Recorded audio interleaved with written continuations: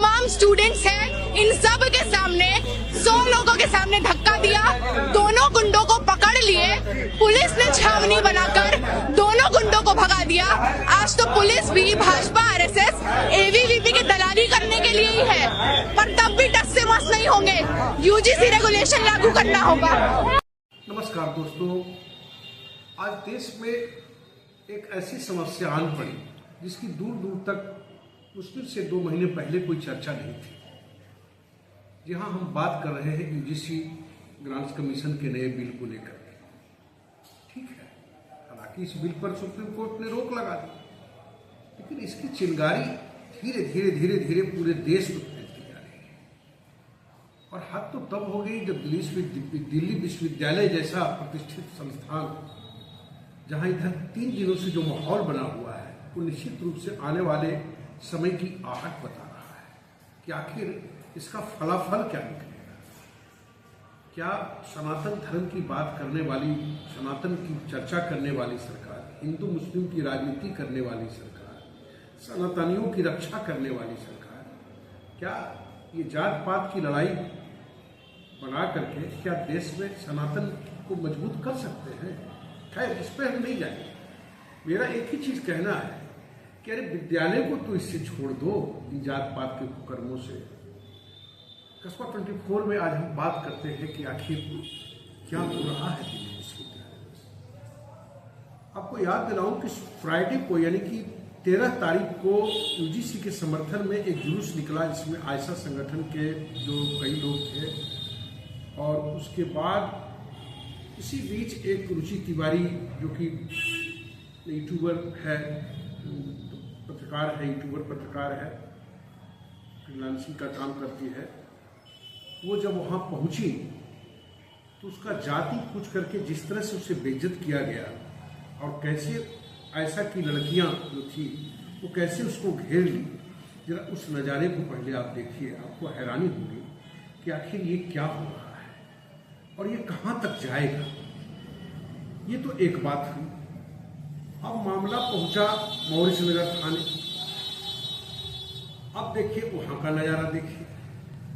पहले तो उनका नजारा आपने देखा कि कैसे रुचि तिवारी जो पत्रकार हैं उनके साथ कैसे धक्का मुक्की और किस तरह की बदसलूकी की गई, ये आप खुद देख सकते हैं। उस विजुअल का करीब 1.5 मिनट का विजुअल है, उसको जरा गौर से देखिए। पुलिस बेसिकली एडमिन की हरकत करवा रही है। ये शांति से प्रोग्राम कर रहा है। चलो लेके चलो,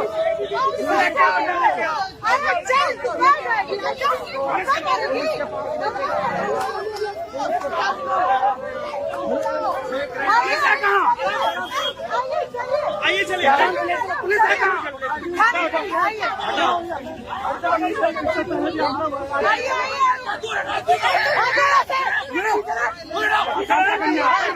चलो कैमरा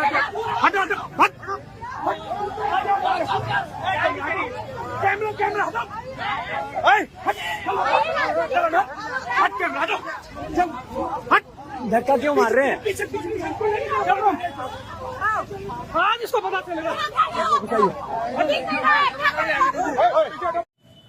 अब चलिए जरा वही दिल्ली विश्वविद्यालय के बगल में, चूंकि मैं भी दिल्ली विश्वविद्यालय में पढ़ा हूँ तो उसके एक कोने से वाकिफ हूँ।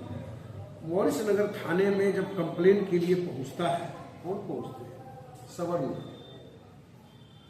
जो यूजीसी का विरोध कर रहे हैं। और वहां थाने में के सामने, पुलिस के सामने किस तरह का दृश्य होता है जब आयशा की लड़की के साथ किस तरह का बिहेव जो सवर्ण लोग कर रहे हैं, वो भी देख लीजिए। सर ये दोनों थी, ये दोनों थी,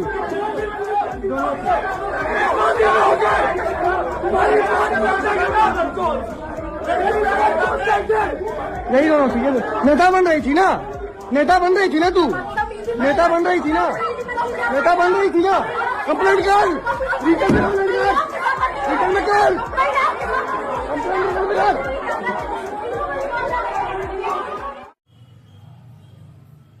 दरअसल कहीं न कहीं मुझे लगता है कि सरकार को हमेशा चिंता रहती है कि कुछ न कुछ होते रहना चाहिए। कभी जात की लड़ाई हो, कभी हिंदू मुस्लिम की लड़ाई हो, कभी मतलब अगले को पिछड़े से लड़ा दो, कभी दलित को पिछड़े से लड़ा दो, पिछड़े को अगड़े से लड़ा दो। यही राजनीति हमारे देश को धीरे धीरे खोखला कर रही है। और बताइए, दिल्ली विश्वविद्यालय जैसे प्रतिष्ठित संस्थान के बाहर, और ये दृश्य और देखिए कि ब्राह्मणवाद जिंदाबाद, ब्राह्मणवाद जिंदाबाद।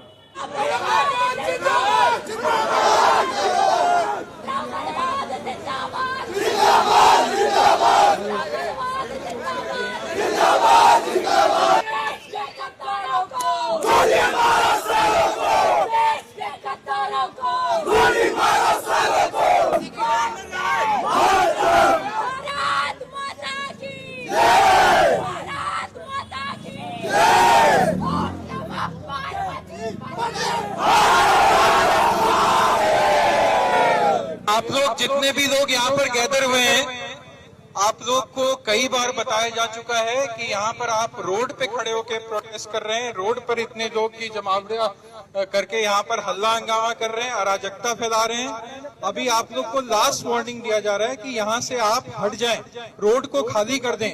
ये रोड और थाना का गेट कोई प्रोटेस्ट का साइट नहीं होता है।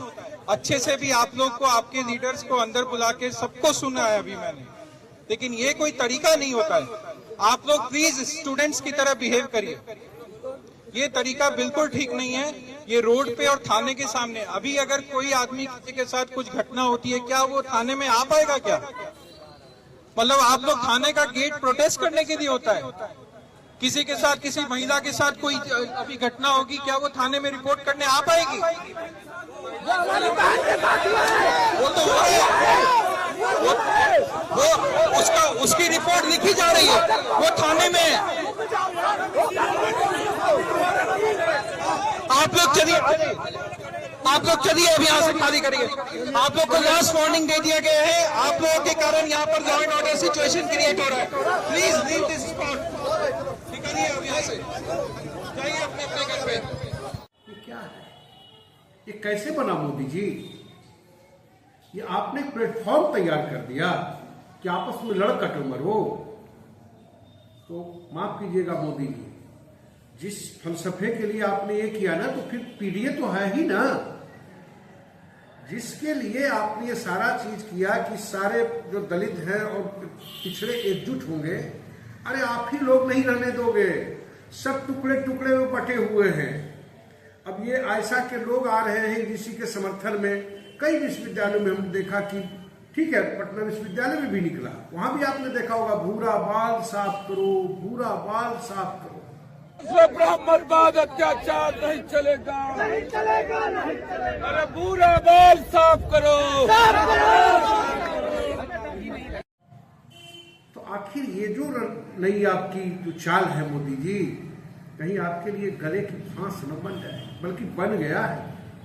क्योंकि एक तो समर्थन में सड़क पर उतरेगा और एक विरोध में सड़क पर उतरेगा। तो अब देखना यह है कि अब किसका बेनिफिट ले पाते हैं, क्योंकि उनके तो सब अमलदार बैठे हुए हैं, ऐसा मत समझना। और ये अगर सवर्ण लोग आपसे अगर कट जाते हैं तो आप मान के चलिए कि आपकी 240 हो ना, आप सीधे 100-150 आ जाओ, बना लेना सरकार अपनी। खैर, किसकी सरकार बने न बने, लेकिन क्या विश्वविद्यालय में इस तरह की चीजें हो रही है? सवर्ण लोग भी जाकर के जिस तरह से थाने में उस लड़की की तुम ही नेता तुम ही हो ना, इस तरह की भाषा का इस्तेमाल कर रहे हैं, या फिर ब्राह्मणवाद जिंदाबाद इस तरह की नारेबाजी दिल्ली विश्वविद्यालय में हो रही है। मैं जब पढ़ता था दिल्ली विश्वविद्यालय में पता भी नहीं चलता था कि कौन बच्चा मेरे बगल में बैठा दलित है या किस जाति का है। तो ये जो बीजारोपण कहीं न कहीं मुझे लगता है कि सरकार के लिए कहीं आने वाले दिनों में गले की हड्डी न बन जाए। मिलेंगे किसी और खबर के साथ, लेकिन सिर्फ इतना मैं जरूर कहना चाहूंगा कि ये इस पर कैसे निपटेंगे।